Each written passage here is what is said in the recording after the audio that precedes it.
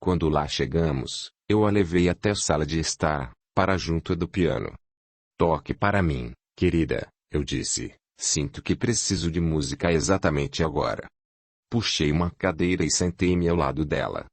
Daphne tocou. Não posso recordar o que tocou, mas sei que era algo que representava alegria. Recostei-me, fechei os olhos em puro êxtase, e por alguns momentos concebi a paz que ultrapassa a compreensão e que, uma vez sentida, torna as demais sensações vazias e imperfeitas. Não sei por quanto tempo falamos, mas eu me recordo de lhe ter contado sobre meu sofrimento depois que Charles foi morto e de como a Sharia tinha vindo ter comigo, bem como as experiências que tivera até a noite da véspera, quando, com auxílio do hindu, eu a encontrara. Decidimos que, embora estivéssemos divididos pelo fato de vivermos em diferentes níveis de consciência, o que tornava impossível a vida em comum tal como é compreendida, criaríamos uma vida de união, com as coisas tais como eram, e provaríamos que a morte não era, de forma alguma, uma barreira para a continuação da felicidade. Sentíamos-nos ambos seguros de que nossos sentimentos mútuos me capacitariam a transpor o véu sempre que necessário, e que eu iria ter com ela, embora ela não pudesse vir ter comigo. Daphne contou-me algo sobre as pessoas que viviam no vale. Muitas delas eram suas amigas, e gostaria que eu as conhecesse. Explicou-me que as pessoas daquele nível se uniam, quando seus interesses eram semelhantes, mas que não havia casamento no sentido comum da palavra. Conheciam-se umas às outras pelo nome de batismo ou pelo apelido, nunca pelo sobrenome. Deu-me exemplos sobre alguns deles, mencionando que uma das moças, sempre feliz e sorridente, era conhecida como Raio de Sol. Outra, que se vestia sempre de azul, era chamada de Miosotis, enquanto um homem que fazia de sua vida ali um grande esforço para ajudar os demais era conhecido como Doutor. Eu disse que gostaria muito de conhecer esses seus amigos, mas como iriam eles receber-me, já que, no sentido comum da palavra, eu não pertencia ao seu mundo. Você verá, disse ela, que neste nível só se repara no lado bom das pessoas, pois é muito poucos ressentimentos mesquinhos, como temos no mundo. Aqui cada qual pode ter o que outra pessoa tem, se o desejar, apenas fazendo a forma pensamento para tanto. Portanto, não é necessário competir para alcançar os padrões alheios. As pessoas, aqui, tornam-se elas mesmas, e depressa você compreende, quando chega a conhecê-las como realmente são, que o velho ditado "há algum bem no pior dentre nós e algum mal no melhor dentre nós" é uma grande verdade. Não tenho a menor ideia de quanto tempo passamos nessa conversação, mas recordo-me de ter começado a sentir certa inquietação dentro de mim, o que claramente queria dizer que meu corpo tinha tido sua cota de sono. Mal tive tempo de me despedir de Daphne, quando, sem qualquer outro aviso, as paredes da sala onde estávamos sentados pareceram desvanecer-se em névoa, que se evaporou instantaneamente, e de novo tive a sensação de me estar movendo no espaço. Imediatamente, estava acordado em meu corpo, em Colombo, pois nessa ocasião não houve brecha intermediária, isto é, não me encontrei em meu quarto com o meu corpo diante de mim, deitado na cama. Eu estava bem acordado, olhando para o relógio. Vi que eram 7 horas e que o sol brilhava em meu quarto. Levantei-me imediatamente e quase corri até a escrivaninha para iniciar o registro relativo aos acontecimentos da noite. E terminei agora. São 10 horas e tenho apenas o tempo necessário para fazer a barba, tomar banho e comer alguma coisa, até a chegada de Acharya. Penso em qual será sua reação diante de tudo quanto tenho para lhe mostrar. Ficará satisfeito com o progresso feito pelo seu discípulo ou irá dizer-me que tudo aquilo não passou de um instantâneo no fotografar a paisagem, e que é pouco provável que eu consiga viajar sozinho no futuro, e que são necessários muito mais trabalho e estudos sólidos antes que eu possa viajar sem guia. Saberei disso bem depressa. A figura de Daphne é ainda muito real. Talvez eu tivesse deixado passar a minha felicidade não me tendo casado com ela, na Inglaterra, quando tive essa oportunidade. Não sei, mas não me arrependo. Sinto que talvez haja um futuro diante de nós, Futuro infinitamente mais fascinante e belo do que qualquer coisa que pudéssemos ter tido neste mundo. Capítulo 8. Deviam ser mais ou menos 11 horas. Os últimos 10 minutos eu havia passado junto à escrivaninha, relendo as notas que tomara sobre os acontecimentos da noite passada, quando, de súbito, a voz agradável que eu conheço tão bem interrompeu meu devaneio. Bem, Henry, meu amigo, então realizou algo que valeu a pena, finalmente. Agora talvez admita que teve ocasião de obter, por si mesmo, a prova sobre aquelas coisas que, conforme lhe disse em nossas primeiras conversações, eram fatos para mim. Era a Sharia que entrara no meu quarto com aquela sua maneira discreta. Sim, a Sharia, estou disposto a confessar isso. Começo a compreender que mesmo as coisas que me disse antes, em conversas passadas, e sobre as quais ainda não pude obter provas conclusivas, poderão ser provadas, indubitavelmente, com maior experiência.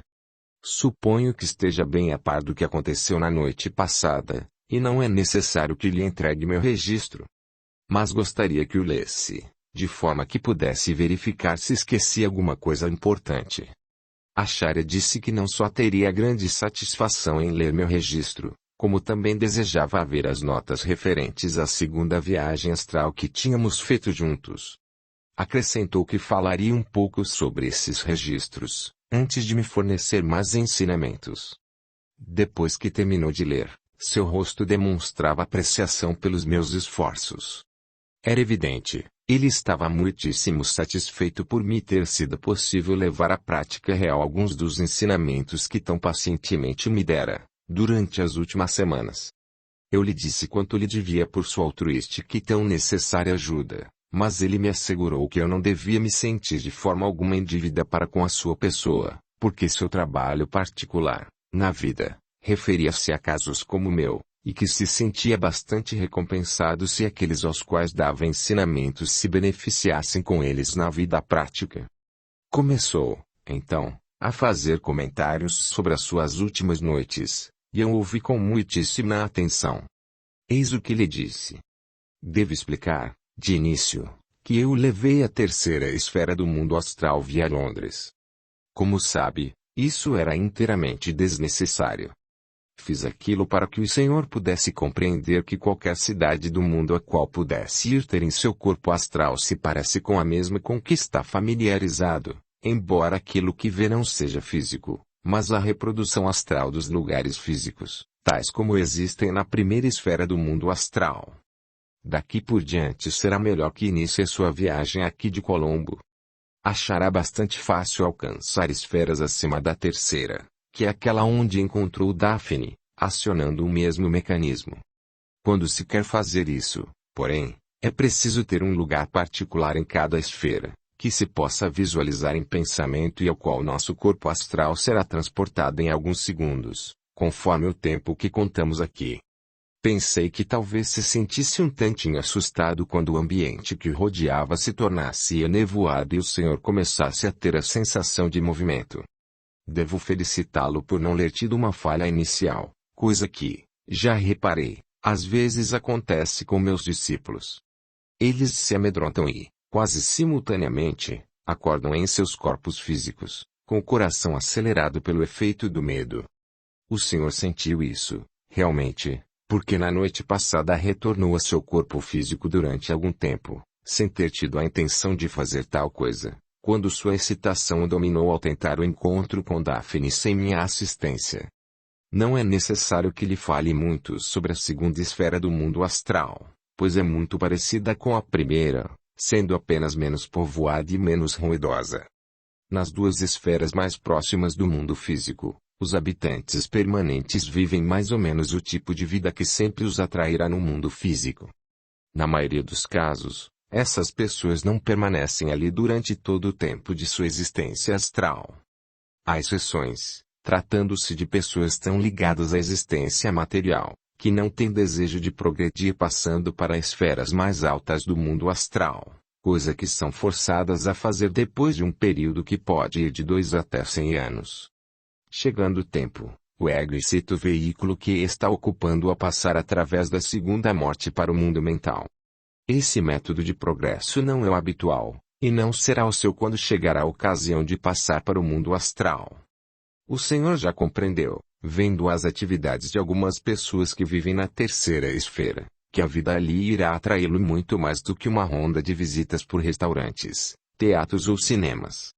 Eu pude mostrar-lhe tanto artistas como músicos trabalhando na terceira esfera, e teria sido bastante fácil para mim mostrar-lhe grandes engenheiros, artesãos devotados a determinados trabalhos e realmente todos os tipos de pessoas cujo grande interesse na vida não está ligado a divertimentos ou atividades puramente materiais. Enquanto estava ouvindo a música tocada pelo grupo liderado por Johann Strauss, o Senhor viu alguns membros daquela evolução paralela chamada Reino dos Devas. Quando tiver tido experiência de esferas mais altas do que a terceira, verá que não só eles são muito mais numerosos ali, quando cooperam cada vez mais com os membros da evolução humana, à proporção que nos vamos afastando da vida material. Pode pensar que a existência deles é preferível à nossa, e que seria melhor evoluir dos peixes, das borboletas e dos pássaros para o estágio de elementos da natureza e, eventualmente, para o estágio dos devas, tal como os que viu compondo a orquestra que tocou na floresta. Nós não podemos modificar a nossa evolução, a não ser em circunstâncias excepcionais. Provavelmente estará cogitando no porquê de ter eu gasto tanto tempo na academia, mostrando o trabalho que se faz em edifícios daquele tipo. Fiz isso por duas razões. A primeira foi para que o Senhor tomasse conhecimento de que aquela não passava de uma das muitas escolas que existem no mundo astral, onde as pessoas podem receber ensinamentos na arte pela qual estão interessadas, ensinamentos que as capacitam a nascer, na próxima vida, com o desejo de continuar o estudo seguindo a mesma orientação, de forma que algumas entre elas cheguem a ser, finalmente, grandes mestres de sua arte e ajudem o mundo físico a progredir, tanto em cultura como em sabedoria. Minha segunda razão, o Senhor deve ter adivinhado qual foi. Tendo um quadro bem claro do edifício da academia em sua mente, depois que retornasse ao seu corpo físico em Colombo, poderia voltar àquele lugar com bastante facilidade sem qualquer esforço extraordinário. Dali poderia estabelecer contato com Daphne e continuar suas experiências no plano astral. Não esqueça isso para o futuro. Marque com atenção determinado edifício ou paisagem em sua mente, e poderá usá-los como formas pensamentos nas quais concentrar-se, quando desejar ir ter aquela esfera particular da consciência. Espero que tenha compreendido, muito claramente, a necessidade de saber de que maneira o tempo afeta a sua estadia no nível astral.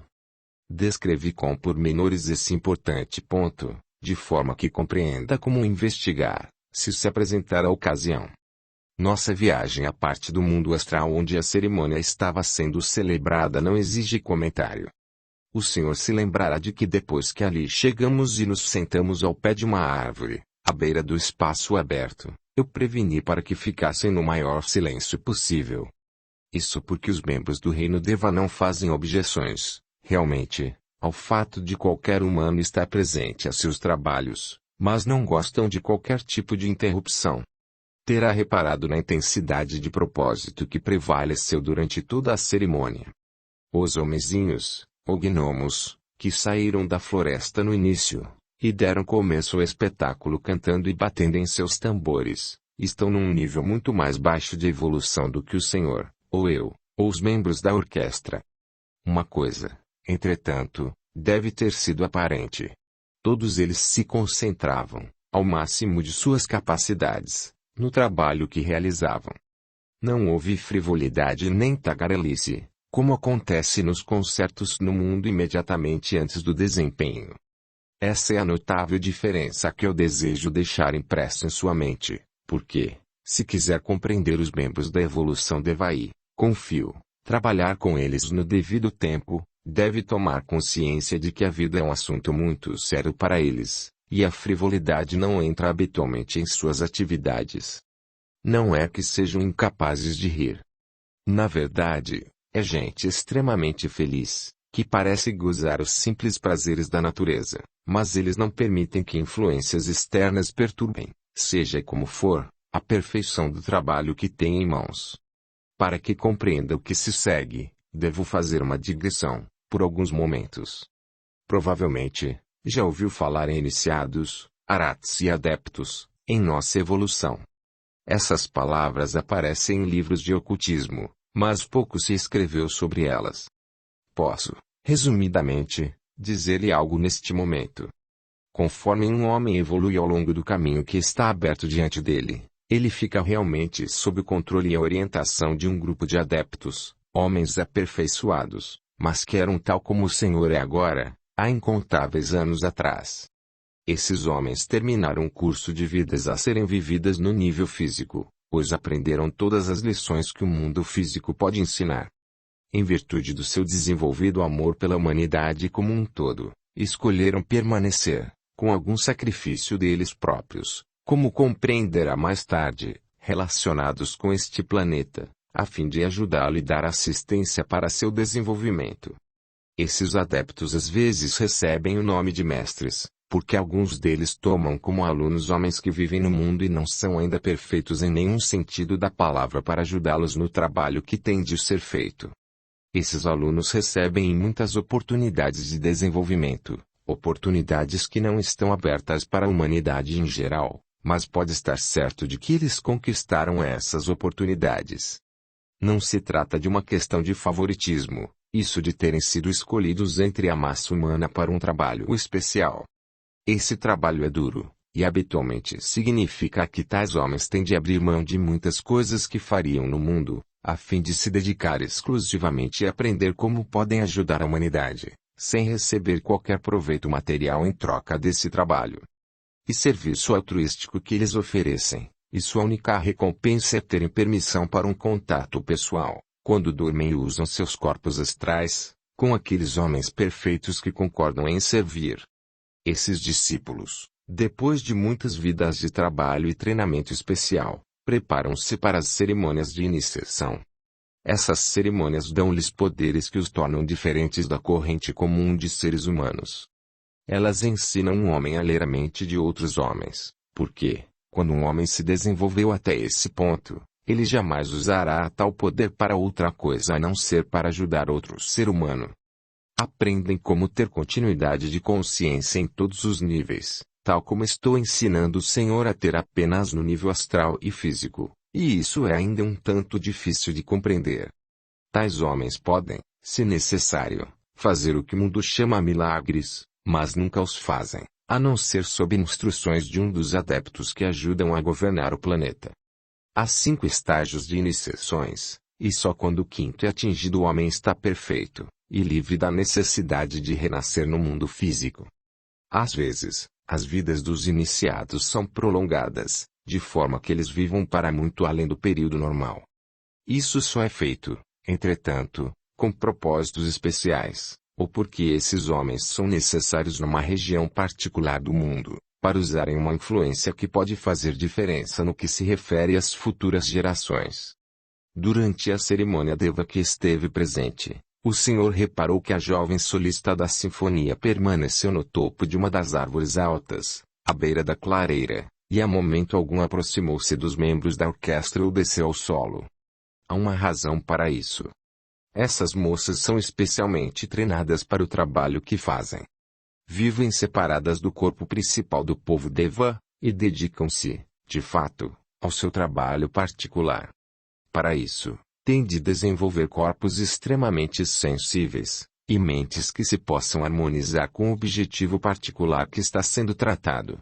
Aquela moça, por exemplo, é um ser altamente evoluído, uma iniciada em sua evolução e, assim sendo, tem conhecimento e poderes muito maiores do que o tipo comum de Deva que o Senhor encontrará de vez em quando. Houve, ainda, o sacerdote que completou a cerimônia e invocou os seres que controlam o universo, pedindo auxílio para o trabalho realizado. Ele também é um ser altamente evoluído, mas nada próximo de um iniciado, e provavelmente nem mesmo um discípulo dos homens aperfeiçoados. Sua invocação foi a de um sacerdote, a quem ensinaram a reunir a força que foi gerada pela música concentrada e os concentrados pensamentos dos presentes, a fim de transmiti-la, através do poder do pensamento, à reunião que estava sendo levada a efeito no mundo físico. O Senhor talvez não acredite que essas coisas sejam possíveis, nem há necessidade de que acredite, mas dizer que elas não podem existir é tão pouco sensato como acreditar somente porque alguém garantiu que tais e tais coisas são verdadeiras. Eu me alegro pela oportunidade que Daphne nos deu de ver sua pequena casa, pois sabia que a certos momentos ela não está ocupando seu aposento da academia. Também me alegrei pelo Senhor, pois viu que há muitas pessoas vivendo no vale onde está a casa de Daphne, já que desejo que conheça e converse com algumas daquelas pessoas. Sua história e os esforços que está fazendo para viver uma vida fora de seu corpo ainda vivo no mundo não só serão muito interessantes para aquelas pessoas, como também as ajudará. Algumas não são tão evoluídas quanto o Senhor, e, em vidas passadas, não tiveram as oportunidades de progredir que o Senhor teve, e que o levaram a receber ensinamentos especiais nesta vida. Dado que teve o privilégio de ser ensinado, deve sentir-se, também, disposto e ansioso por passar a outros o conhecimento que tem. Sua intenção de publicar os pontos essenciais das minhas conversações e de seus passeios fora do corpo físico, fazendo disso um livro, é uma boa coisa, mas só ajudará a outros que ainda vivem no mundo. O que lhe digo agora, e em nossas conversas futuras, não serão apenas para seus ouvidos, mas para os ouvidos de quem quer que esteja bastante interessado para querer entender. Quando eu lhe disser coisas que devem permanecer secretas, é apenas porque a posse desses conhecimentos tornariam outros aptos a fazer o mal, mas posso assegurar-lhe que nunca ficará em dúvidas sobre esses assuntos, quando do estágio de desenvolvimento em que tal tipo de conhecimento lhe poderá ser dado. Isto representa o fim do seu registro cobrindo a segunda viagem astral, e eu devo felicitá-lo pelos pormenores que conseguiu reter. Sua determinação em recordar foi a razão de seu sucesso e, se ao menos compreender que a força de vontade é, amplamente, o abre-te sésamo da maioria das nossas dificuldades, continuará a ter êxito para o futuro. O único pormenor importante, que o Senhor parece ter esquecido, e que provavelmente não compreendeu na ocasião, foi que durante a cerimônia na clareira aberta havia várias centenas de membros do reino Deva, flutuando levemente, mais ou menos pairando, imediatamente acima da clareira aberta e talvez uns 15 ou 20 metros além do topo das árvores circundantes. Não eram simples espectadores, ou uma congregação, tal como as vemos nas grandes igrejas do mundo, mas, com certeza, participantes dos mais ativos da cerimônia, através de cujos esforços, principalmente, a força necessária, da qual falei, foi gerada. Seria interessante se o Senhor os tivesse visto, porque repararia então que, ao fim da invocação feita pelo sacerdote de longas barbas, eles pareceram reunir a força para o bem, que havia sido gerada aí, imediatamente depois, juntos, retiraram-se, presumivelmente para assegurar a obtenção dos efeitos desejados. Não deixe que esse seu lapso o aborreça de forma alguma, pois posso assegurar-lhe que se saiu realmente muito bem. O anseio que sentiu para tentar as coisas por si próprio, na noite seguinte, foi bastante natural, e quando surgir no futuro anseio semelhante atenda-o imediatamente. O anseio vem do ego, que é o Senhor, e o ego deseja muitíssimo que progrida em conhecimentos desse gênero. As atividades em níveis mais elevados do que o físico são muito mais interessantes para um ego do que as diversões artificiais e a rotina das atividades normais. Porque temos de passar no mundo físico. O ego compreende, é natural, que nossas vidas no plano físico são necessárias para seu progresso na evolução, mas a meta da sua ambição é sempre a mesma. Que, tão rapidamente quanto possível, o homem se emancipe e aprenda as lições que as nossas incontáveis existências pretendem nos ensinar. Fazendo isso, ele bem depressa estará livre da necessidade de renascer, e apto a iniciar uma existência diferente, e muito mais interessante, tal como só é possível para alguém que aprendeu todas as lições que devem ser aprendidas por meio da existência física. O Senhor pode ver, por si próprio, quanto me é mais fácil explicar-lhe as coisas, agora, pois tenho uma ideia bastante razoável da vida que as pessoas levam na primeira, segunda e terceira esferas do mundo próximo a este. A terceira esfera, conforme viu, fornece a maioria das escolas para treinamento de estudantes nas diferentes artes, e logo lhe mostrarei a quarta esfera, que é, na realidade, uma continuação da terceira. A primeira e segunda esferas formam um estágio, a terceira e a quarta são o segundo estágio, a quinta e a sexta, o terceiro estágio, e a sétima esfera é a fronteira entre os mundos astral e mental. Na quarta esfera, encontramos muitos musicistas e artistas, que trabalham sozinhos e não querem ensinar, ou talvez tenham terminado seu tempo de ensinar. Encontramos médicos realizando trabalhos de pesquisa. Muitos dos novos remédios para combater doenças e moléstias são descobertos no nível astral. Muitos grupos e estudantes de pesquisa se reúnem e trocam ideias. Embora não tenham qualquer cobaia física com que trabalhar, suas teorias, com o tempo, são aperfeiçoadas e se impregnam nas células cerebrais e nas mentes de médicos que fazem trabalho similar no mundo físico. Se indagar de qualquer médico, dedicado à pesquisa neste mundo, se ele, a qualquer tempo, já acordou pela manhã com o germe de uma ideia, que talvez tivesse exigido meses para que ele aperfeiçoasse e pusesse em prática, mas que surge eventualmente como um dos novos avanços da ciência médica, ele irá admitir, provavelmente, que tal coisa lhe aconteceu. Há edifícios, tanto grandes como pequenos, que parecem ser o que descreveríamos como hospitais psiquiátricos. Embora a vida astral torne possível, para qualquer ser humano mental, o sentir-se completamente feliz, ainda há um grande número de pessoas que sonham com a lua e querem o impossível.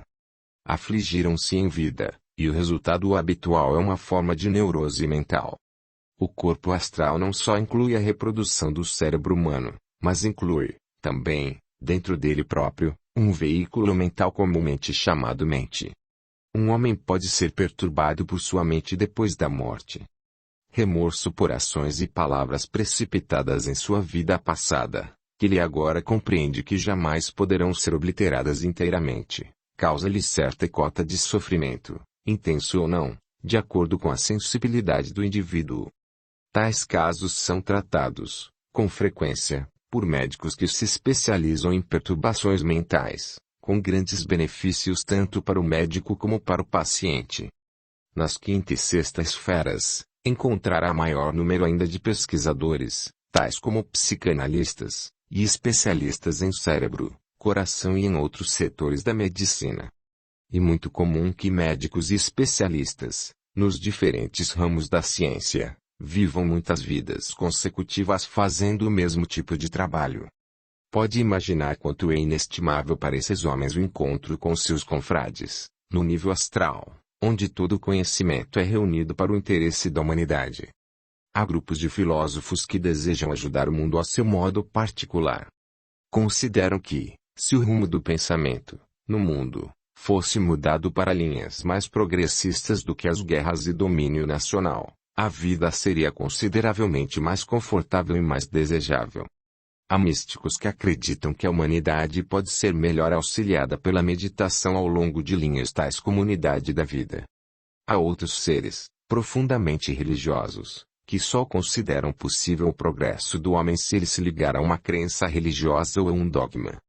Tais homens empenham-se em produzir uma religião perfeita, tomando pontos da doutrina de todas as religiões do passado e do presente, e fundindo-os numa nova filosofia. Os devas interessam-se muitíssimo por todo esse trabalho, tal como verá no devido tempo. Nesses níveis, os problemas econômicos do mundo são discutidos e trabalhados durante meses e anos.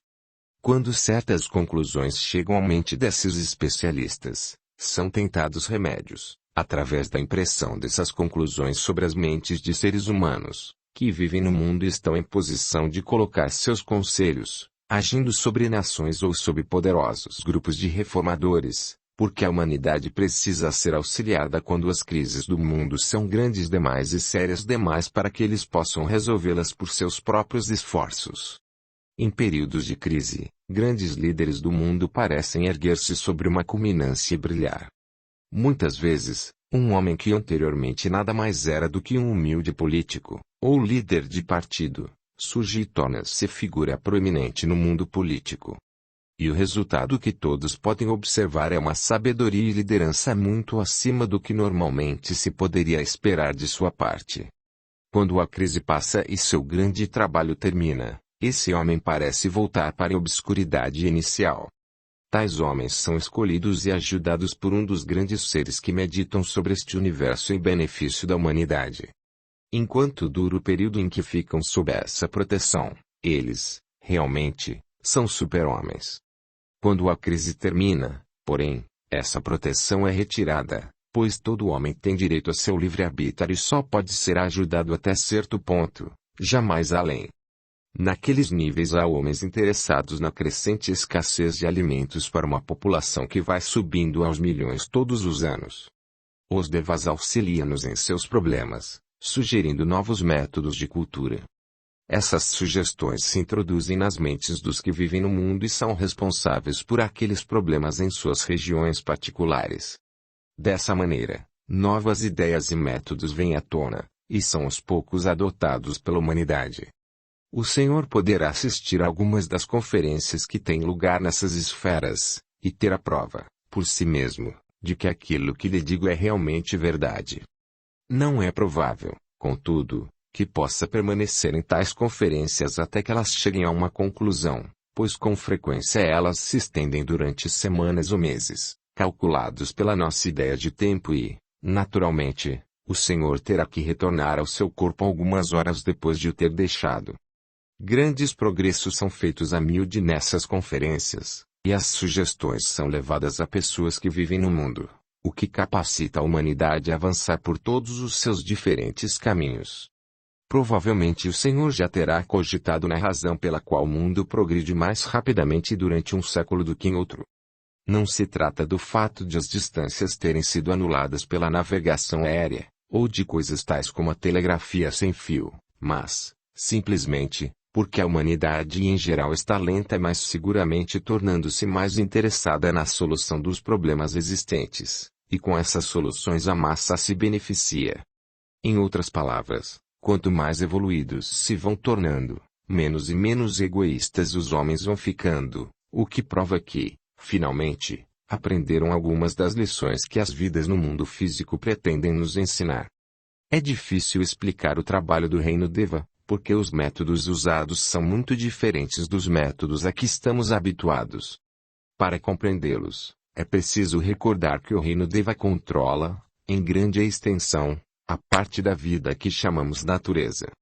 Os mares, os ventos, o uso do sol nas culturas, e coisas tais como o tempo exato do ano para o plantio das diferentes sementes, tudo isso é parte do domínio particular dos Devas.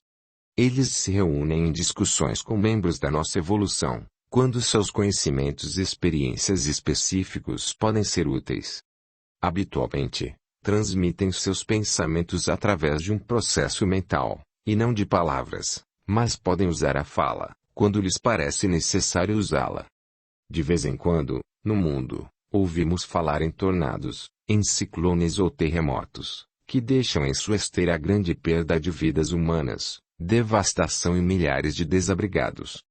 Talvez tenha então pensado: por que a providência permite que tais coisas aconteçam? Mas o Senhor procurou conhecer as possíveis razões dessas tragédias. Não é verdade que antes dessa devastação, homens e mulheres estavam vivendo naqueles lugares em condições que fomentam antes o crime do que o progresso? Uma tragédia, tal como eu a visualizo, poderia facilmente ser uma forma de acordar um governo inativo para as suas responsabilidades e, muitas vezes, um esquema de reconstrução é imediatamente iniciado, de forma que os que permaneceram vivos possam ser instalados sob condições consideravelmente mais favoráveis do que as anteriores. Os Devas controlam esses ciclones e terremotos, e eu sei, por experiência própria, que sua compaixão por um gênero humano que, através de sua cegueira, torna tais desastres necessários, é realmente grande.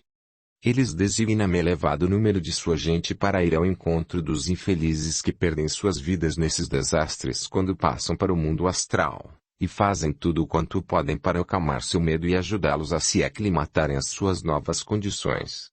O mesmo acontece quando há guerras, e inúmeras almas são arrancadas de seus corpos pelas armas modernas.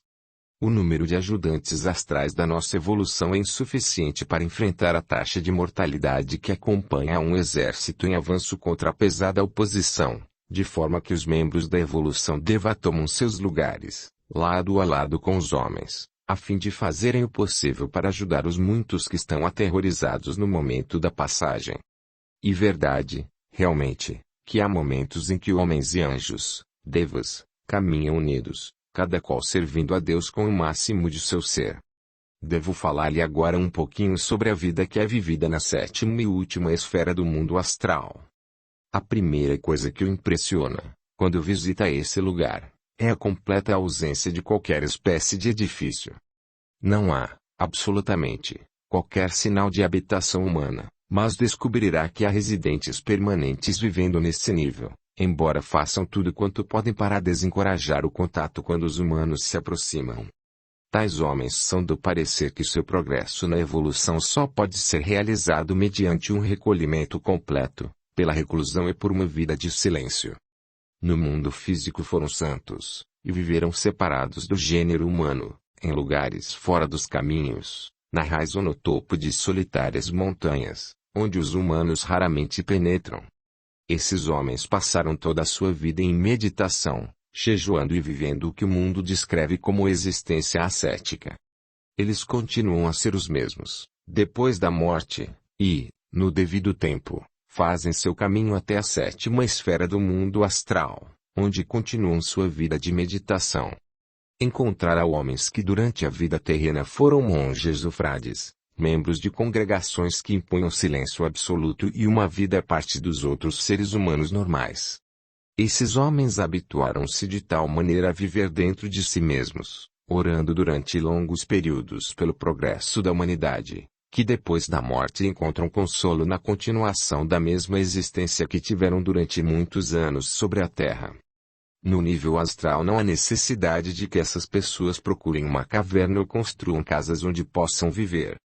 Nem a alimento nem acomodação são necessários à sua existência, porque vivem ao ar livre, habitualmente em bosques ou em lugares retirados, onde podem mais provavelmente estar a sós, sem serem perturbados. Além dos humanos que vivem nesse nível, encontrará ali um número incontável de membros altamente evoluídos do reino Deva, que trabalham mas não têm contato algum com os membros da nossa evolução. Também encontrará seres humanos cuja estadia no nível astral terminou, e que devem passar pela sétima esfera a fim de alcançar o mundo mental, através do qual passam, em sua viagem de volta, a parte mais alta de si mesmos, o ego, que tem seu habitat natural nas mais altas esferas do mundo mental, o chamado nível Kausai. Esses humanos são habitualmente acompanhados até a sétima esfera por guias, homens como eles, porém mais evoluídos e almas mais velhas. O trabalho particular desses guias é explicar, com pormenores, o que representa a segunda morte. A passagem do mundo astral para o mundo mental é inteiramente indolor. Trata-se, apenas, de deixar cair outro envoltório. O guia trata de erradicar qualquer receio que possa surgir nas mentes dessas pessoas porque, embora todos já tenhamos feito a mesma viagem muitas vezes, depois de completada cada encarnação física, não nos recordamos das viagens anteriores, porque para cada nova encarnação física temos novos corpos, mental, astral e físico, que não levam com eles lembranças detalhadas das vidas anteriores. A passagem do mundo astral para o mundo mental é algo que fica fora do controle do indivíduo médio e, quando chega essa ocasião, ele é forçado a deixar seu corpo astral pela simples razão de que não tem mais experiências a ganhar nesse nível. Deve, então, passar para o mundo mental, a fim de consolidar o trabalho mental que realizou durante sua existência física e aumentar seu reservatório de conhecimentos, contido dentro do átomo permanente que representa todas as suas existências físicas. Tendo recebido todas as informações necessárias que lhe podem ser dadas sobre o problema de sua passagem, o homem vai aos poucos adormecendo e acorda quase que imediatamente no mundo mental, tendo, durante esse breve período de sono, se descartado para sempre de seu corpo astral. Amigos o esperam no mundo mental, exatamente da mesma maneira com que foi esperado na passagem do mundo físico para o mundo astral. Começa um tipo de vida inteiramente novo, que, no caso do homem comum, e habitualmente muito mais curta do que a vida que teve no mundo astral, embora sua duração seja mais longa para os homens evoluídos. O corpo astral, deixado para trás pelo indivíduo que passou, leva algum tempo para se desintegrar e retornar à massa geral da matéria astral. Durante o período da desintegração, o corpo retém uma parecência com a pessoa que anteriormente o ocupou. O Senhor precisa compreender que se trata apenas de uma casca, contudo, possuindo a natureza fluídica da matéria astral, pode mover-se por ali e, para uma pessoa inexperiente, parece conservar uma aparência de vida. Vi pessoas que tinham visitado a sétima esfera durante sua existência no plano físico ficarem confusas ao perceber que não podiam conversar com algumas daquelas cascas que encontravam a flutuar. Uma casca não é um cadáver, porque, embora não tenha qualquer ligação com o homem real, isto é, com o ego que o despiu, ainda assim contém um pouquinho de vida. Realmente, até que a desintegração se complete, a casca deve pensar em si mesma como num homem, pois é um fragmento, uma sombra do homem que se foi. Nas sessões espiritistas, vemos às vezes manifestações de vários tipos, quando os que ali estão, em lugar de fazerem contato com o próprio homem, apenas têm contato com a casca. E isso pode acontecer quando o homem já muito está morto. Assim, um amigo ou irmã parece voltar, e fala com os presentes, sem, contudo, e sob vários aspectos, parecer tão intelectual quanto foi. Parece haver degenerado. Isso é impossível. Um homem não degenera, antes progride do outro lado da morte, de sorte que quando quer que se entre em contato com um caso assim podemos estar certos de que ali não está o homem real, absolutamente, mas apenas aquele fragmento, aquela casca que ele deixou para trás. Embora uma casca seja inanimada, é bastante possível que outras criaturas entrem nela, tomando-a como um corpo temporário e fazendo o papel do homem anterior. Isso acontece com frequência com os seres humanos astrais, que gostam de fazer pilhérias, e por espíritos de natureza brincalhona, que podem apoderar-se de uma dessas cascas, vesti-las como se veste um sobretudo, e fazer disso uma espécie de baile de máscaras.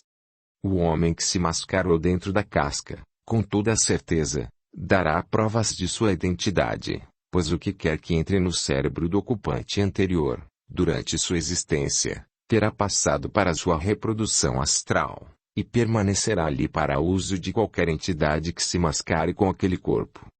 Em muitos casos, uma certeza pode ser adquirida por um pesquisador com clarividência suficiente para ver o que há atrás da casca, mas quem estiver pesquisando deve usar de muita cautela, pois mesmo uma casca, de onde os fragmentos de um homem desapareceram, pode ser galvanizada para a atividade, dentro da aura de um médium. O Senhor poderá entrar em contato com cascas, algum dia, no futuro. De uma coisa pode estar certo. Elas não são de modo algum perigosas, e não lhe poderão fazer qualquer mal. Isso conclui minha conversa, por hoje. O Senhor compreendeu, sem dúvida, que ela completa o resumo de meu levantamento sobre a vida nas diferentes esferas do mundo que se segue a este. Quero que prepare uma lista de perguntas para que eu responda amanhã pela manhã. Depois disso, quando tiver passado vários dias fazendo experiências por sua própria conta, eu virei novamente visitá-lo e dizer-lhe algo sobre a vida, tal como é vivida no mundo mental. Não terei condições de lhe dar sobre esse mundo tantos pormenores como me foi possível dar-lhe sobre o mundo astral, porque é muito mais difícil fornecer analogias quanto ao que se passa no mundo mental para compará-las com coisas similares que têm lugar no mundo físico. A vida, ali, é muito diferente da que temos aqui, pois tudo tem a ver com o pensamento. Aqui temos mesas, cadeiras e edifícios. No mundo astral os pensamentos são mesas, cadeiras e edifícios. Na realidade ali nada existe a não ser pensamento, de forma que o Senhor pode muito bem compreender minha dificuldade. Provavelmente, irei levá-lo a fazer uma curta visita também ao plano mental, na esperança de que seja capaz de recordar algo do que tiver percebido, mais do que visto ali. Porém, no futuro falarei um pouco mais sobre isso.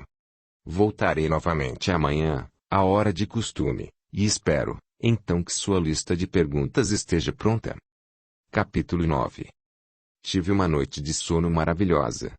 Acordei esta manhã na hora habitual, muito repousado, mas sem lembrança alguma do que acontecera na noite anterior. Minha lista de perguntas está pronta, e espero que a Sharia não a julgue demasiado longa.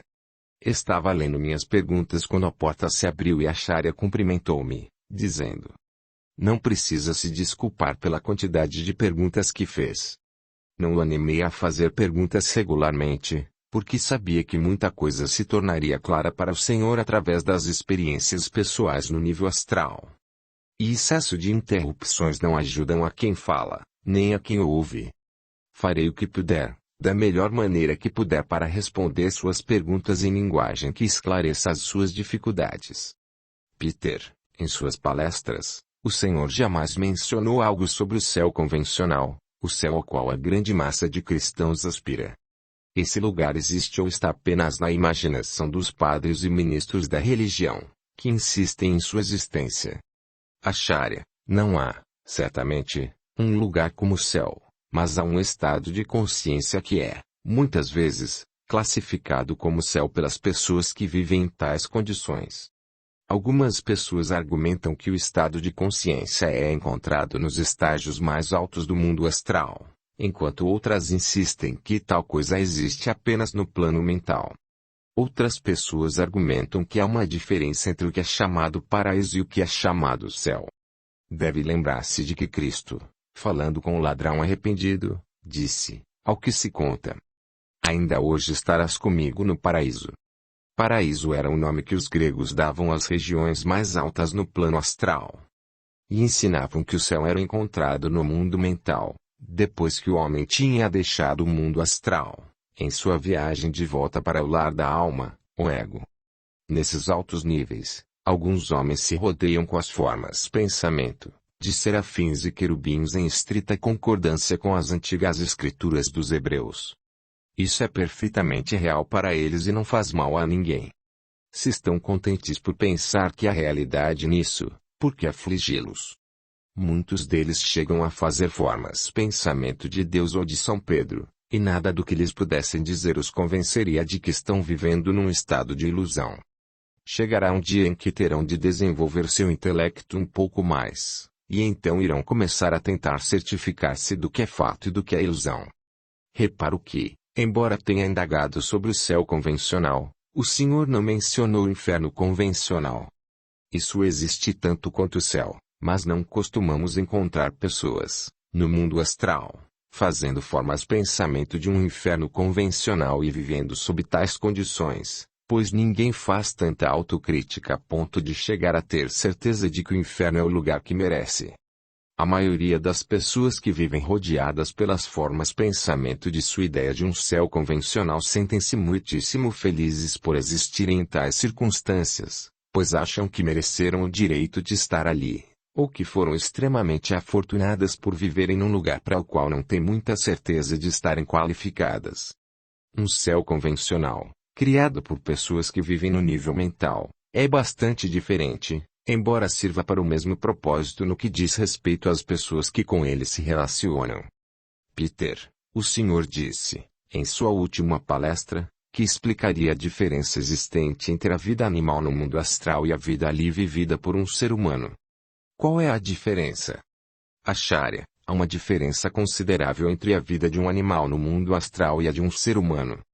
No caso do primeiro, dificilmente ele habita esferas daquele mundo mais altas do que a terceira, porque a vida que um homem leva nas esferas mais altas tem pouco interesse para um animal, e só em casos excepcionais um ser humano leva consigo um animal predileto quando passa para esferas mais altas. Um animal tem, isso é certo, uma curta estadia no nível astral, depois de cada vida física que viveu, mas, habitualmente, tal vida não dura mais do que de 10 a 15 anos. No máximo. Quando chega a ocasião em que uma alma grupal, a qual o animal pertence, reencarna em novos corpos de animais, as entidades animais que estavam vivendo existências separadas no nível astral são de novo atraídas para a alma grupal, e suas identidades separadas deixam de existir. A alma grupal, Quando suas várias partes retornam a ela, é colorida pela experiência dessas várias partes, e a força da vida de que cada grupo é feito torna a dividir-se em seções, cada seção habitando uma nova entidade animal, em cujos novos corpos adquirem-se novas experiências. Conforme já lhe expliquei, isso tem continuação até que a alma grupal esteja pronta para se individualizar como ser humano.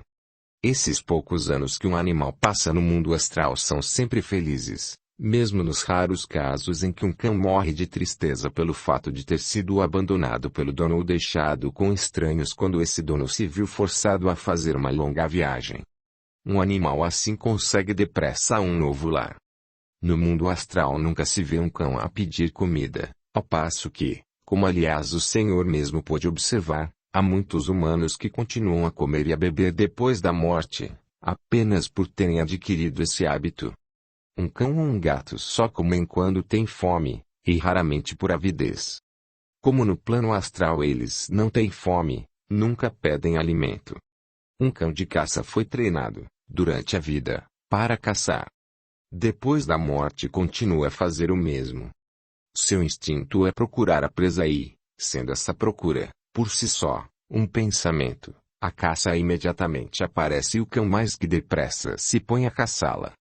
Se chega ou não a alcançá-la, não tem muita importância pois a caça não passa de uma forma a pensamento e não pode ser morta no sentido comum da palavra. Contudo, o cão diverte-se com a corrida e sua vida continua a ser feliz. O cavalo que durante a existência foi animal favorito de um apreciador de cavalos, depressa encontra um novo dono com amor idêntico pela sua raça, e a mesma rotina continua para benefício e prazer tanto do cavalo como do cavaleiro. Em alguns casos, depois que o animal favorito morre, seu dono pensa muitíssimo nele ao adormecer. O animal sente o chamado, e às vezes consegue ter contato com seu antigo dono e passa algumas horas em sua companhia. Infelizmente, isso não é desejável, porque o cavalo ou o cão sentem a perda de seu dono, quando esse dono retorna a seu corpo físico, depois que se completa o período de sono. É mais bondoso, portanto, permitir que eles se apeguem a seus novos donos ou donas. Há casos raros em que a afeição entre um ser humano e seu animal de estimação é tão forte, que a alma grupal da qual o animal faz parte fica, a seu modo, ligada a esse ser humano. Isso só pode acontecer quando se aproxima o fim do período da alma grupal, quando ela está dividida apenas em duas partes, à espera do tempo em que se deve individualizar como ser humano.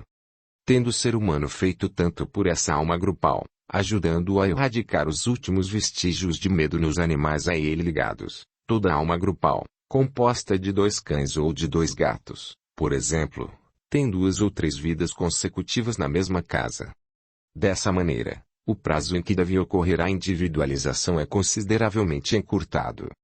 Eu poderia falar-lhe de exemplos autênticos desse fato, mas meu tempo é limitado. O período que um animal passa no mundo astral é demasiado curto para que as condições que ali prevalecem possam influenciar profundamente a evolução da alma grupal. Portanto, quando esse período termina, os animais desaparecem dos lares aos quais se haviam ligado, para retornar às suas almas grupais, a fim de terem novas encarnações no mundo físico, onde adquirem mais experiência. Peter, por que Charles não veio ter conosco quando de nossa segunda viagem astral? Não está mais interessado em mim, dado que tem uma vida nova tão diferente e mais eletrizante do que a física, ou não pode se reunir a nós sem assistência. Acharya, agrada-me muito que tenha levantado essas questões, pois, embora me tome algum tempo para lhe responder o que deseja saber, é muitíssimo necessário que se esclareça o porquê de as oportunidades de movimento astral variarem para visitantes temporários e para residentes permanentes. Enquanto a vida física continua, o corpo astral é um corpo auxiliar, mas é usado por nós durante nossas horas de sono, para atividades no mundo astral.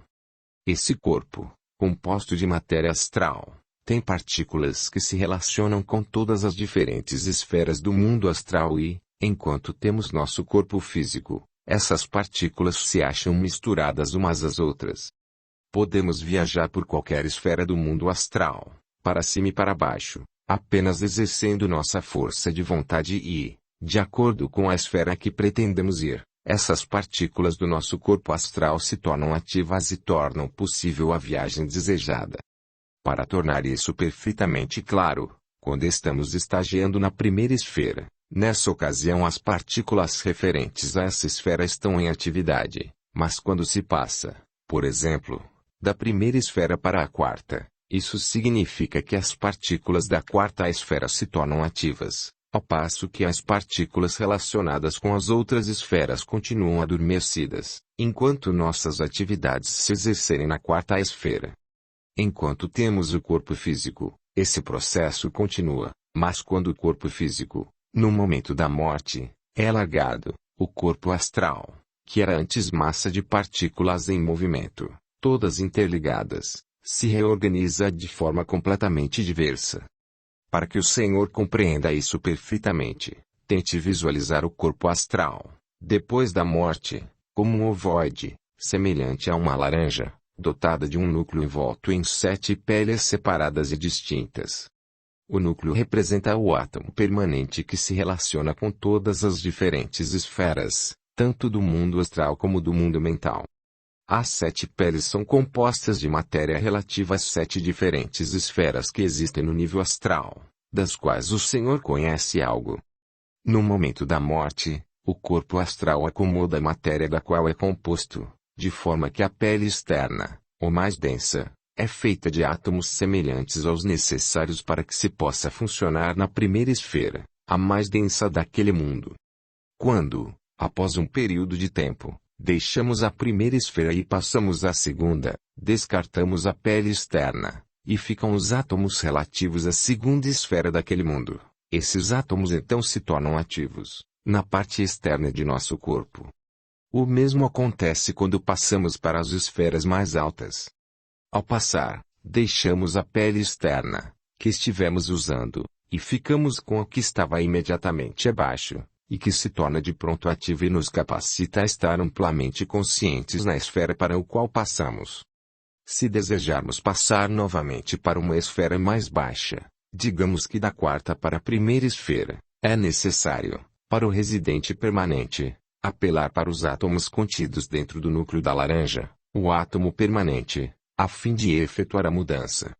Isso requer esforço de vontade muito maior do que aquele que se exige do residente temporário, pois que ele deve atrair de novo para seu corpo astral uma nova pele, relativa à matéria astral em cuja esfera deseja funcionar. Charles não nos acompanhou em nossa segunda viagem astral porque eu não o convidei. Ele não sabia, portanto, que essa viagem estava programada.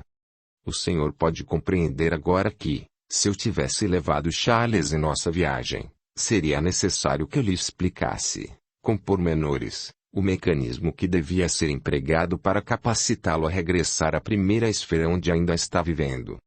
Não é porque Charles esteja considerando a vida no nível astral muito cheia de ocupações que o Senhor não tem visto nestes últimos dias, mas simplesmente porque o indivíduo comum, que vive no mundo astral, não anseia por contatos com as pessoas que vivem em nosso mundo, da mesma maneira pela qual o Senhor desejou ter contato com Charles imediatamente depois de sua morte. O Senhor pergunta se Charles poderia reunir-se a nós sem assistência, e é mais do que certo que poderia, contanto que pensasse nisso com firmeza suficiente para que seu desejo fosse conhecido por nós. Ele poderia, por exemplo, esperar em seu quarto todas as noites, se quisesse, pelo momento em que o Senhor deixa seu corpo físico. Então, poderia dizer-lhe do seu desejo de o acompanhar onde quer que fosse. Charles não mostrou uma firme tendência nesse sentido e por isso o Senhor não teve contato com ele, ultimamente. Caso isso o preocupe, deixe-me assegurar-lhe que Charles, no momento, está ocupado com uma temporária atração por uma integrante do sexo oposto que morreu recentemente. Sente-se muito feliz ao servir-lhe de guia, dando-lhe provas de tudo o que sabe a respeito das condições a que presentemente ela chegou. Minha sugestão ao Senhor é que o deixe em paz por enquanto, pois penso que mais tarde irá ligar-se de novo com Charles, para benefício mútuo. Peter, o Senhor não mencionou por que certas pessoas nascem defeituosas e outras cegas. Ainda há os surdos mudos. Há alguma razão para isso? Acharya, há por certo uma razão, e os poucos comentários que fiz sobre a lei do karma, ou da causa e efeito, deveriam ter respondido a essa pergunta. Essencial que o senhor se convença, com bastante clareza, de que todas essas tragédias são produzidas apenas pelo indivíduo a elas relacionado, através de suas ações em vidas passadas. Uma criança nasce defeituosa, às vezes, porque numa vida passada causou sofrimento extremo a um ser humano ou a um animal. Um homem pode, numa cólera produzida por embriaguez, bater tão cruelmente numa criança que as pancadas produzam uma deformidade física que a ciência médica não pode curar. Isso, indubitavelmente, fará com que esse homem nasça defeituoso na próxima vida, e seja forçado a sofrer da mesma maneira. As pessoas às vezes nascem surdas e mudas porque, numa vida anterior, tiveram a infelicidade de serem pais de uma criança surda e muda e, em lugar de tornar felizes as condições da família para essa criança, mostraram desapontamento por ter um filho anormal, culpando disso a pobre criatura, que não se podia defender, fazendo portanto a vida da criança muito pior do que seria necessário que fosse.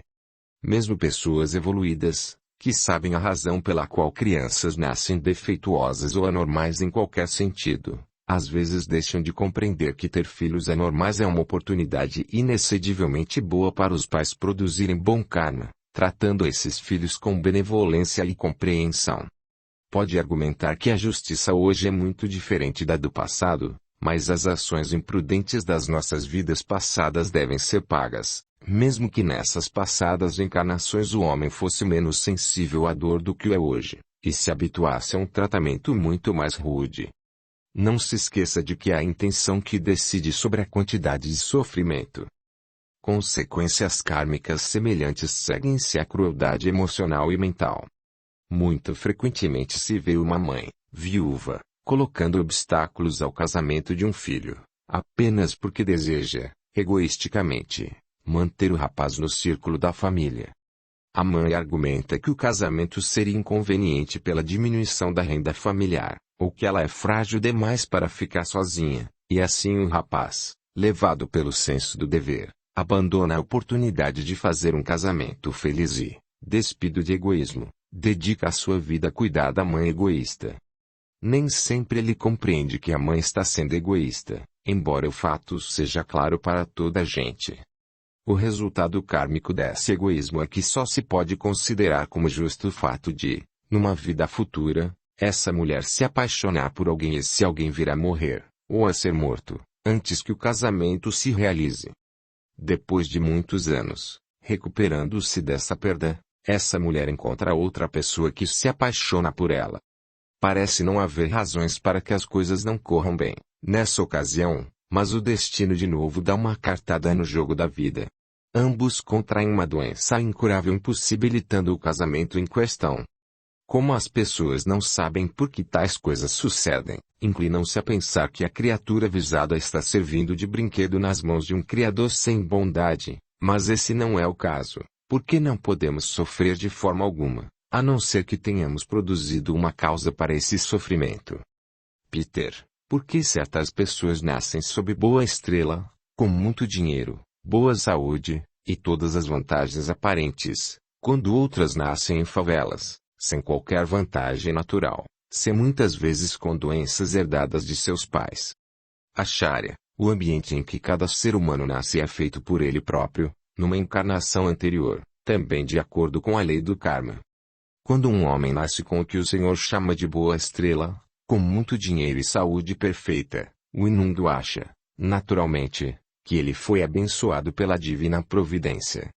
Mas essa oportunidade de uma vida suave está apenas de acordo com aquele que a merece. O homem que nasce em favelas, com muitas limitações, e talvez com moléstias hereditárias, é considerado sem sorte, mas eu lhe posso assegurar que também ele ganhou o que merece. Para encontrar um exemplo quanto a um homem que ganhou o direito de nascer com uma colher de prata na boca, basta que olhe entre as pessoas pobres do mundo, e vai encontrar esse exemplo. Quantas vezes o Senhor viu mostras de generosidade por parte de uma pessoa que não foi abençoada com muitos dos bens deste mundo, mas que, apesar disso, se dá ao trabalho de prestar assistência aos ainda menos afortunados. Essa pessoa, em geral, é explorada por indivíduos sem escrúpulos.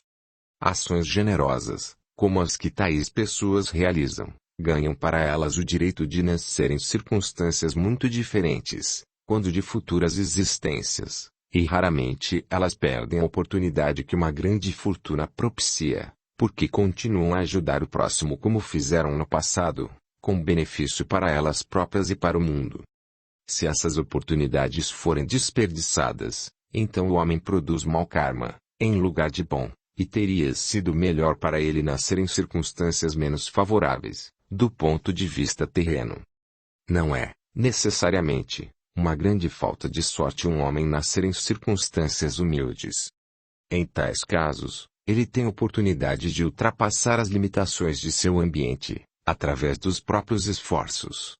Vemos, a miúde, tais homens dominarem os obstáculos de seu nascimento e conseguirem êxito, chegando a tomar o lugar de líderes de sua geração.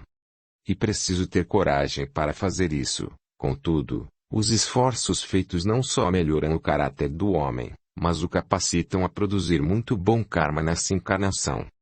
Seus esforços e sua recusa a se inibir por essas limitações naturais garantirão, habitualmente, na vida que se seguir, um ambiente muito mais favorável. Peter, pode explicar por que algumas raças nascem com a pele escura e outras com a pele branca? Um homem de pele branca é sempre mais evoluído do que um homem de pele escura. É boa coisa o casamento entre indivíduos de raças diferentes. Um homem branco torna a nascer numa raça escura, tendo antes habitado um corpo branco. A Sharia, do ponto de vista espiritual, não há razão para supor que a pele branca seja necessariamente melhor do que a pele escura. A cor da pele de um homem não denota sua posição na escala evolutiva, e é quase sempre devida ao clima que prevalece no país onde ele nasce. A questão da nação de nascimento é habitualmente decidida para o homem, embora o ego tenha certa possibilidade de escolha. Antes que se inicie o retorno à vida física, o ego vê quais as características especiais de que carece e, tendo cada nação suas características próprias, expressadas por praticamente todos os seus membros, um ego nasce, a miúde, como filho de uma família que faz parte da nação de cujas virtudes predominantes e características esse ego carece, a fim de que elas possam ser incorporadas à sua estrutura futura.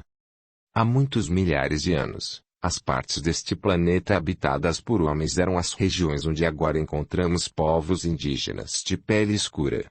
Embora a Austrália seja hoje um país de homens brancos, os aborígenes da Austrália eram negros. Na África do Sul, os habitantes primitivos eram pessoas de pele escura e apesar de haver ainda grande número de pessoas de pele escura vivas, a África do Sul de hoje é controlada pelos brancos. Todos nós, em nossas mais antigas encarnações, ocupamos corpos de pele escura. Com o progresso das civilizações, os países agora conhecidos como Ocidente foram sendo habitados, e para que essas regiões se desenvolvessem tão rapidamente quanto possível, os homens perfeitos, que supervisionam a ascensão e declínio das nações, trataram de fazer com que alguns dos egos mais avançados do mundo nascessem como filhos dos pioneiros, que foram os primeiros habitantes dos povos ocidentais. Sendo o clima desses países geralmente muito mais frio do que o dos países do Oriente, o sol teve menor efeito sobre as peles daqueles indivíduos, e o resultado foi o surgimento da raça branca. O progresso, hoje, emana, em sua maior parte, das nações ocidentais e, por causa disso, é desejável que os homens mais experientes do mundo, as almas velhas, nasçam em corpos ocidentais. A Grã-Bretanha foi uma nação líder em todo o século passado, ou mais, por isso, recebeu a devida cota de egos adiantados, mas agora a América está tomando a si a responsabilidade dessa difícil posição. Não é o acaso, certamente, o que decide se um homem deve nascer inglês, americano do norte, alemão ou chinês. Deve ser óbvio para o senhor que todos os homens de pele branca não são mais evoluídos do que todos os homens de pele escura. Cada nação do mundo requer certo número de egos evoluídos e experientes para liderá-la e ajudar seu progresso na evolução, de forma que sempre nasce certo número de almas velhas em cada nação. Não quero dizer com isso que as almas velhas tenham de nascer sempre em corpos que conhecemos como de aborígenes da Austrália. Isso seria impossível, porque esses aborígenes não constituem uma nação, mas uma raça que está morrendo e, assim, as únicas entidades que habitam esses corpos são as que foram, originalmente, membros dessa raça, que não haviam progredido tão depressa ou tanto quanto os outros membros originais da mesma, que haviam passado para outras raças há já muito tempo. Ponha a Índia em confronto com isso. Naquele país, o Senhor encontra milhões de seres não evoluídos, mas encontra também grande número de intelectuais, e muito homens extremamente espiritualizados. A Índia sempre foi um país muito preocupado com seu desenvolvimento espiritual. Acredite! Esse país tem uma cultura antiga, com um papel muito importante no que diz respeito ao progresso do mundo nos séculos vindouros. É necessário, obviamente, que uma região assim dê nascimento a egos capazes de guiar o futuro de seus incontáveis milhões, de forma que, em anos futuros, ela possa desempenhar a parte que lhe está destinada. Quanto a saber se indivíduos de raças diferentes devem casar-se, esta é uma questão de solução difícil. Às vezes pode acontecer que pessoas nascidas em nações diferentes tenham estado vinculadas uma a outra em vidas passadas, através do casamento, por exemplo. Quando essas pessoas se encontram nesta vida, como membros de nações diferentes, a atração que os reuniu no passado pode ser ainda tão forte quanto antes foi. Em alguns casos pode ser vantajoso para tais pessoas um novo casamento.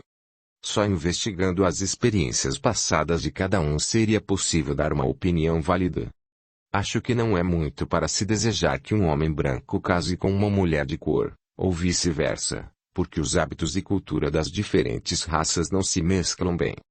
Esses casamentos, portanto, não trazem vantagem para qualquer dos cônjuges. O resultado podem ser filhos mestiços, que vêm a sofrer por isso. Um homem nascido num corpo branco não retornará à Terra, necessariamente, como membro da população branca, em sua próxima encarnação. Isso também é uma questão de karma e de muitas outras circunstâncias, de modo que não se pode dar uma resposta generalizada a uma pergunta desse tipo.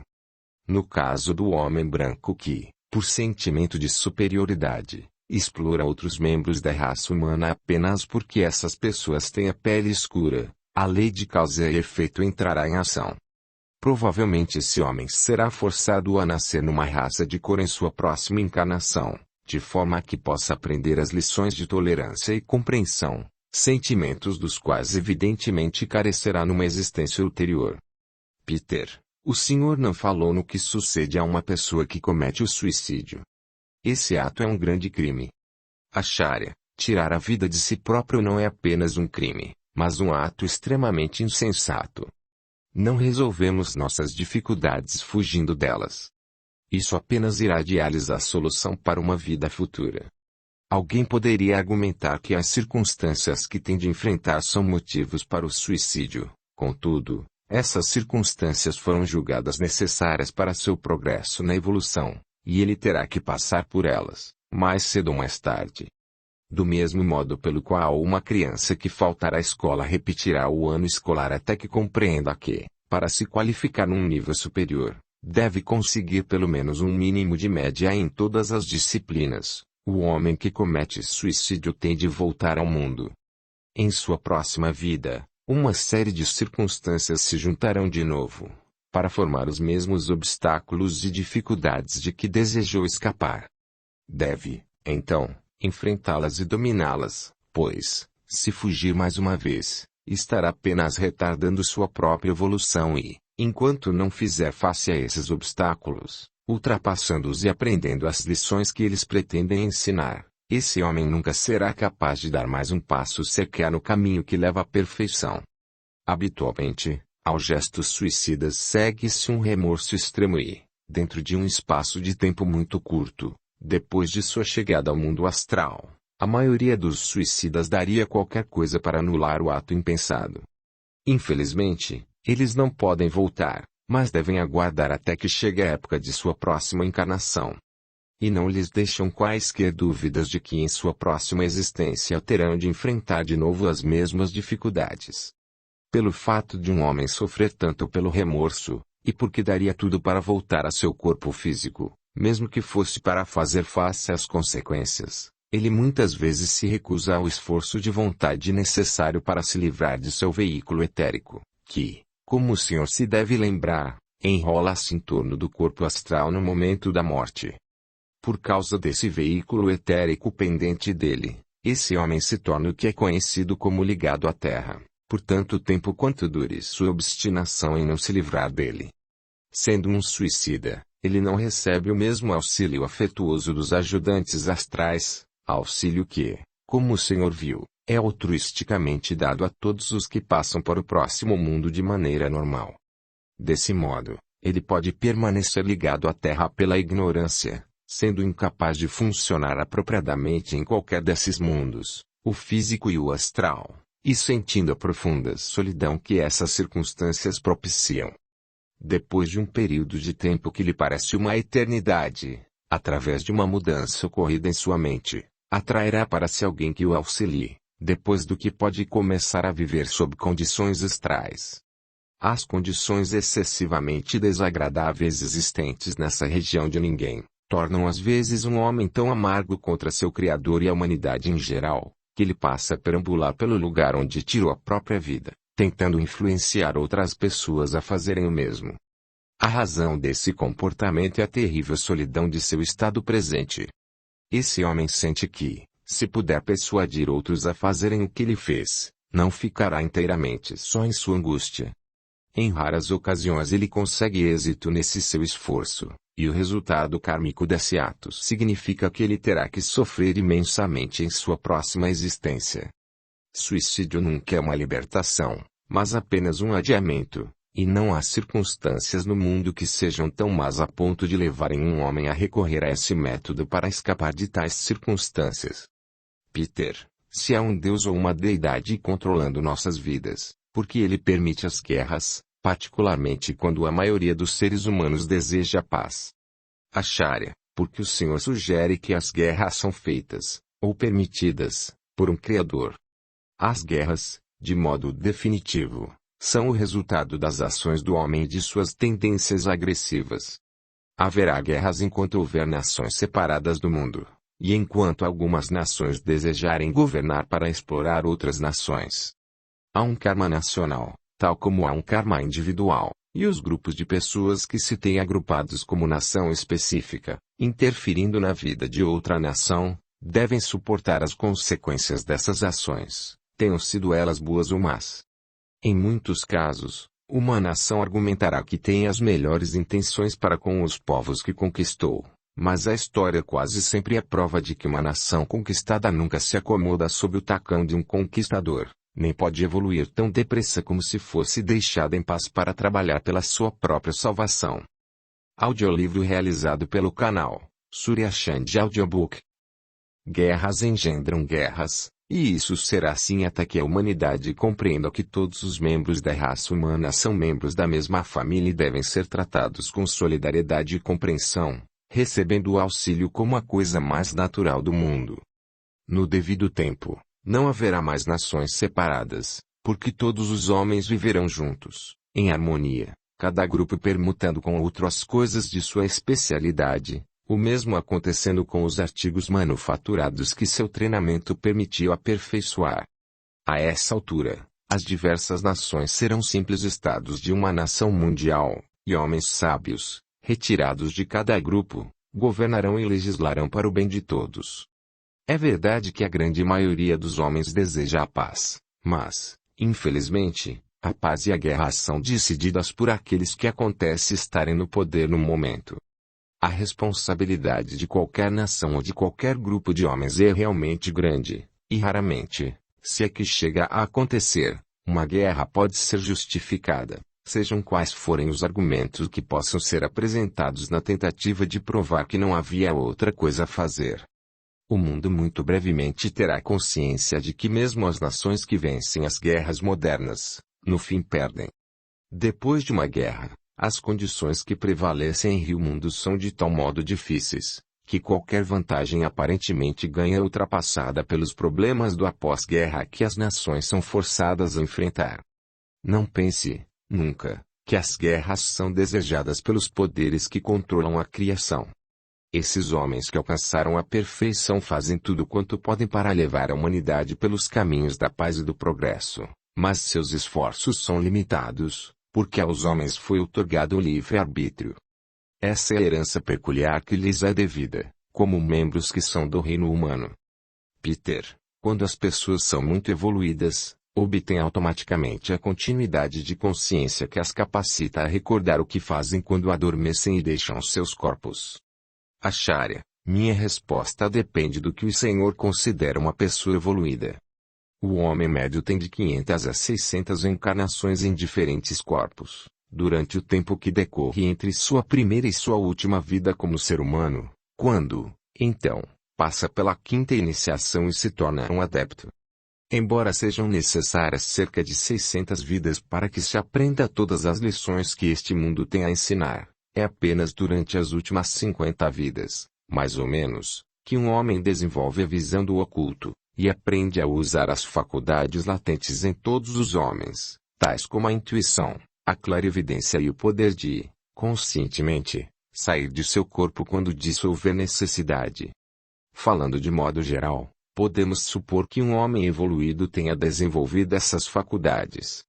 Contudo, é possível que alguém não totalmente evoluído receba a oportunidade de se desenvolver por essa linha particular. Seu próprio caso pode servir de ilustração ao que digo. O Senhor provavelmente tem mais umas 50 encarnações pela frente, antes de alcançar o estágio do homem perfeito, mas, como tinha grande necessidade, o Senhor recebeu um ensinamento especial e, em troca, espero que mostrará sua gratidão passando esse conhecimento a outros menos afortunados que o Senhor. Se continuar a trabalhar como está trabalhando agora, verá que sua lembrança do que se passa quando está fora de seu corpo irá se tornando cada vez mais clara, e seu conhecimento da vida para além da sepultura o tornará apto a progredir muito mais rapidamente do que é habitual. Ao mesmo tempo, isso lhe trará muita paz e alegria mental. Não imagine que, tendo desenvolvido essa faculdade, o Senhor se tenha tornado diferente ou superior a muitos outros que, provavelmente, receberiam com satisfação uma oportunidade igual. O orgulho sempre constitui um perigo, porque ele sempre é responsável pela retirada do auxílio dado a uma pessoa, resultando, para a mesma, numa volta ao abismo do desalento. Peter, nascemos em número igual de vezes como homem e como mulher ou o sexo é apenas ocasional? Acharya, sua última pergunta é de fácil resposta. Não, o sexo não é apenas ocasional, e não nascemos em número igual de vezes como homem e como mulher. Só é possível adquirir determinadas características quando em corpo feminino, e outras quando em corpo masculino. Quando alcançarmos a perfeição, teremos todas desenvolvidas, em extensão mínima, as virtudes que se somam para o ideal de um homem perfeito, e muito mais do que o mínimo em algumas virtudes. Um homem que se desenvolve através da ação tem, naturalmente, um caráter diverso daquele que se desenvolve levando uma vida santa, através da capacidade de meditar durante longo tempo, no empenho de auxiliar o próximo. Todos os tipos de seres aperfeiçoados são necessários, e muitas são as formas que tomamos para realizar nosso destino. Se uma pessoa carece da coragem e da capacidade de tomar decisões sólidas e, assim, governar fielmente seus concidadãos, isso quer dizer que, provavelmente, essa pessoa poderá ter que nascer num corpo masculino durante 2 ou 3 vidas consecutivas, de forma que tenha ampla oportunidade para o desenvolvimento do que necessita. Se, por outro lado, um indivíduo carece do chamado instinto maternal, ou mesmo paternal, e também foi incapaz de devotamento e capacidade de amor altruísta por alguém, mesmo quando esse amor tenha sido desdenhado, isso significa, provavelmente, que 1 ou 2 vidas num corpo de mulher seriam desejáveis, de forma que essas lições possam ser aprendidas. Teoricamente, uma pessoa deveria habitar o mesmo número de corpos masculinos e femininos no total de suas vidas, mas na prática a coisa não se passa desse modo, porque as pessoas se desenvolvem mais facilmente num tipo de corpo do que no outro. No devido tempo, quando um homem alcança a perfeição, terá que apresentar todas as notáveis qualidades de ambos os sexos razoavelmente desenvolvidas. Quando o Senhor tiver oportunidade de encontrar alguns desses homens aperfeiçoados, verá que o que lhe digo é realmente uma verdade. Acharya continuou. Chegamos assim ao fim de suas perguntas e, depois que tiver traduzido suas notas taquigráficas, relendo-as, espero que considere e que as respostas que lhe dei tenham esclarecido os pontos apresentados. Se eu fosse o Senhor, iria deitar-me cedo hoje. Teve um dia cansativo. E não se deve dar ao trabalho de concentrar-se antes de adormecer para recordar, amanhã de manhã, o que fizer esta noite.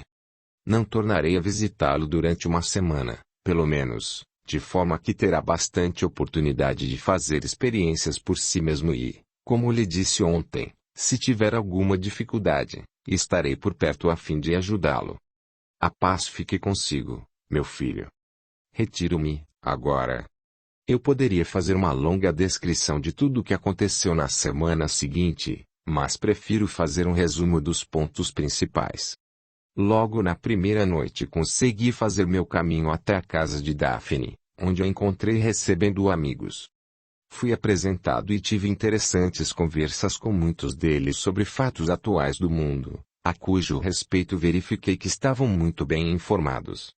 Muitos filmes foram exibidos para mim, mostrando os jardins que rodeavam as casas daquele vale. Esses jardins eram muito mais bonitos do que qualquer dos que eu já havia visto. Quando apareciam jardins, que de forma alguma eram desenhados, eu via espíritos da natureza, minúsculos seres, que não podiam ter mais do que 6 ou 7 centímetros de altura, julgando-os em proporção com as flores que eu conhecia, e que dançavam dentro e fora do filme. Quando pousavam numa flor, o caule estremecia de leve, tal como faria sobre uma grande borboleta ou abelha. Eram, realmente, perfeitas réplicas das fadas descritas nos livros que as crianças de todas as idades amam, com uma importante diferença: a completa ausência de asas. Isso pode ser compreendido, porque, logicamente, as asas que são inteiramente desnecessárias no nível em que existem os espíritos da natureza. Na segunda noite saí do meu corpo, pretendendo visitar a terceira esfera mais uma vez, porém, quando me encontrei pairando sobre a minha cama, na qual meu corpo estava deitado, a primeira coisa que ouvi foi a voz de Charles, falando comigo em sua característica gíria do exército. Dizia: já era tempo de você me procurar. Estive aqui pelo menos 3 vezes depois daquela noite em que você e seu amigo hindu foram a Londres comigo. E todas as vezes seu velho corpo aí estava, mas você tinha dado fora. Eu não sabia por onde andava transando, e por isso não pude segui-lo. Desta vez resolvi chegar bem cedo, para que você não me escapasse. Meu querido Charles, disse eu, sinto terrivelmente. Não sabia que você andou me procurando, porque tenho estado muitíssimo ocupado e realmente muito interessado em tudo quanto tenho visto. E que tal irmos lá para cima, para o quarto da Torrezinha, que era o seu predileto, conforme me recordo, disse Charles, e então conversar longamente, tal como nos velhos tempos. Boa ideia, meu velho, vamos lá. Assim, subimos para o meu retiro particular, onde tagarelamos sobre os velhos tempos, e eu lhe contei mais ou menos quanto me havia acontecido até aquele dia. Charles disse: estou extremamente alegre por você ter tido a sorte de conhecer a Acharya, porque me afligia muito, depois que morri, ver quanto estava angustiado e infeliz. Tentei o mais que pude falar com você, mas não conseguia fazer com que me ouvisse. E tínhamos sido tão bons camaradas nos velhos tempos, embora eu sempre o achasse um coroa, já que era muito mais velho do que eu. Agradeço tudo o que fez por mim desde o tempo em que começou a me ensinar futebol e me deu as primeiras lições de como segurar o bastão de beisebol. Que coisa engraçada é a vida. Minha ideia era mais ou menos divertir-me, tirar da vida o melhor que pudesse e, possivelmente, mais tarde, casar-me com alguma boa moça e constituir família. Quando conheci a Acharya, ele me impressionou com o fato de que um homem não se modifica depois da morte. As condições sob as quais vive aqui são diferentes. Verifiquei que isso é absolutamente verdade. Sim, respondi, soube por achar é que você não estava sendo exatamente infeliz. Ele me disse que você se ligou a uma moça que deixou o mundo recentemente. E verdade? Ele terá corado, ou eu imaginei isso? Sim, é bem verdade, falou Charles. Acho que o tempo passa quando se tem uma jovem para acompanhar a gente nos passeios por aí. No caso dela, penso que lisonjeia minha vaidade. Ela acha que eu sou um tipo bacana, só porque sei um pouco mais do que ela. Essa moça não foi muito feliz no mundo, e penso que isso de andar por aí, vendo shows e indo a restaurantes é emocionante, durante certo tempo. Oh, Charles, disse eu. Há uma coisa que desejo perguntar. Há alguma relação sexual em seu nível, depois que perdeu seu corpo físico? Dessa vez tenho certeza de que ele corou, mas respondeu. Bem, sim, de certa forma, e penso que a maioria se regala com isso, mas não é a mesma coisa, se comparada ao plano físico. Chega-se a umas tantas coisas da mesma maneira, e como, provavelmente, eu teria sentido certo acanhamento quanto a falar sobre meus casos secretos de amor, se você me tivesse perguntado a respeito antes da minha morte, também me sinto assim para falar dessas coisas agora. Eu disse. Não tive a intenção de falar de seu caso pessoal, e só estou interessado em reunir o máximo de informações sobre as diferenças entre as condições dos planos físico e astral, e sobre os vários níveis desse último. Já lhe contei da minha ida até Daphne, em um dos níveis mais elevados, onde ela já está estudando música. Eu amava muito Daphne, quando ela estava viva, e lhe teria pedido que se casasse comigo, assim que pudesse manter uma esposa. Embora nós nunca tivéssemos experimentado as relações físicas do casamento, sinto que as associações platônicas que teremos agora, naqueles níveis mais altos, não só durarão durante toda a nossa existência astral, mas serão de grande benefício para nós em nossas próximas encarnações.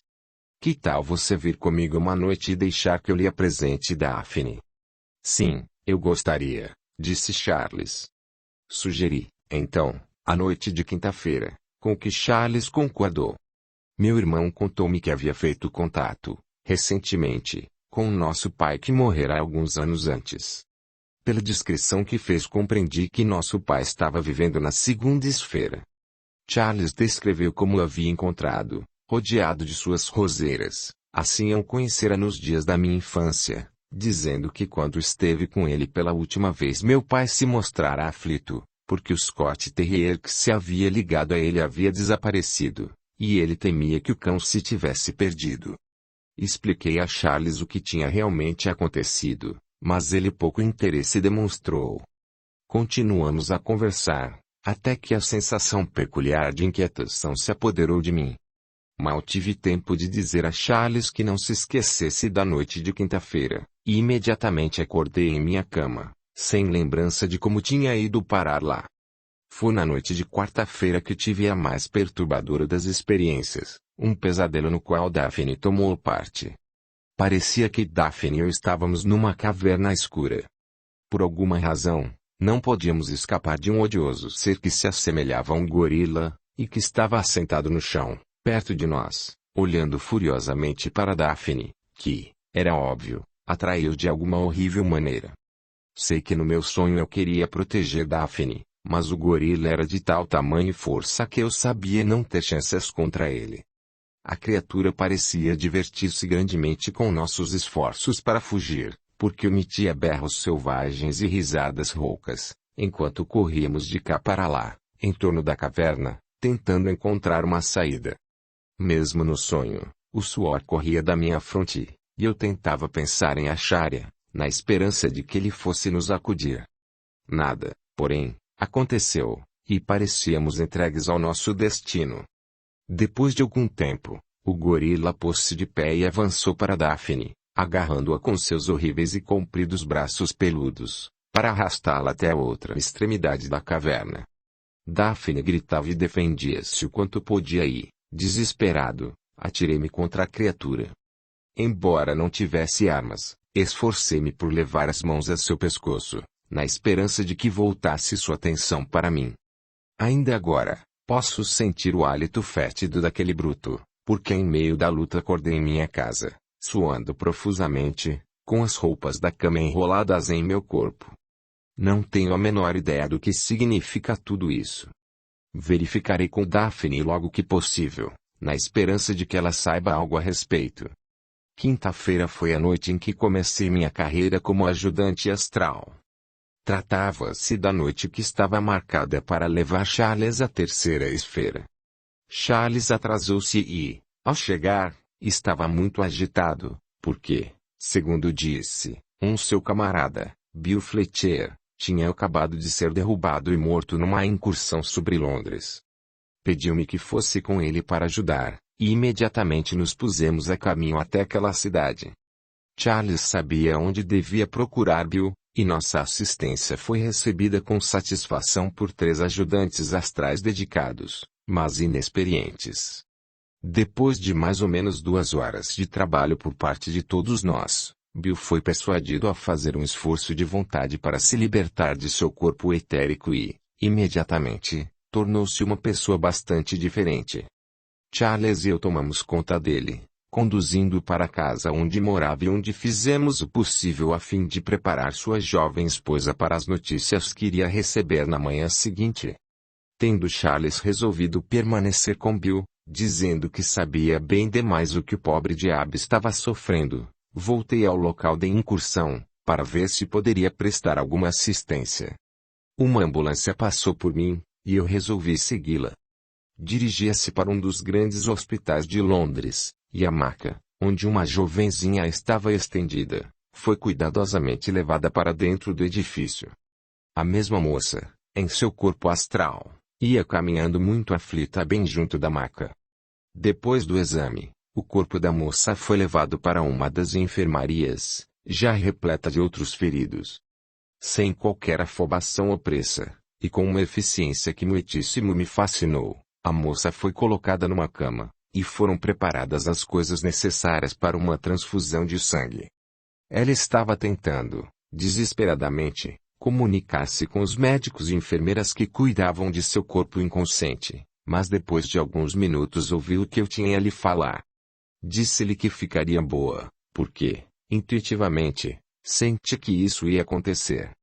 Disse-lhe, ainda, que a ajudaria se mantivesse calma e observasse o tratamento, usando, ao mesmo tempo, sua força de vontade para auxiliar os esforços dos médicos e das enfermeiras.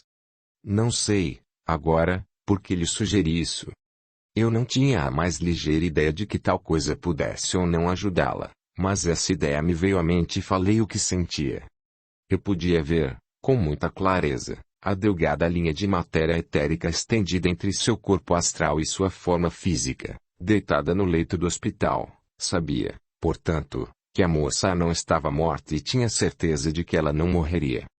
Fiquei conversando com a jovem durante todo o resto da minha noite e, depois que ela me contou que a casa em que morava era vizinha da outra que recebera diretamente a explosão, e que realmente se sentia muito aflita quanto ao que acontecera com sua mãe idosa, comecei a lhe proporcionar um pouquinho do conhecimento que recentemente me fora dado. Havia outros auxiliares movendo-se pela enfermaria, e um deles, que eu não tinha visto antes, mas que me disse chamar-se Jim, felicitou-me pelo meu esforço, dizendo que apreciaria muito que houvesse mais gente com o necessário conhecimento para ajudar em tais emergências. Tive uma experiência tão única durante a noite de sexta-feira, que tenho que descrever essas atividades noturnas com alguns pormenores. Encontrei Daphne em sua sala, na academia. Uma das primeiras coisas que indaguei dela foi sobre sua parte no pesadelo, mas ela me garantiu que não estivera presente. Decidimos tentar a passagem para a esfera seguinte, a quarta, por nós mesmos, mas tínhamos de enfrentar o problema de nenhum dos dois ter um ponto de referência ali, para visualizar. Sentamo-nos do lado de fora e nos concentramos. Tentei ver um hospital de doentes mentais, tal como a Sharia havia mencionado, mas nada aconteceu. Desejava ter a Sharia ali, para nos ajudar, e devo ter feito uma forma a pensamento dele, porque, depois que nosso próximo esforço falhou, Ouvi uma risadinha atrás de mim, e ali estava meu amigo hindu. Disse que nos ajudaria e nos daria pontos de referência de cada esfera, pontos que deveríamos memorizar.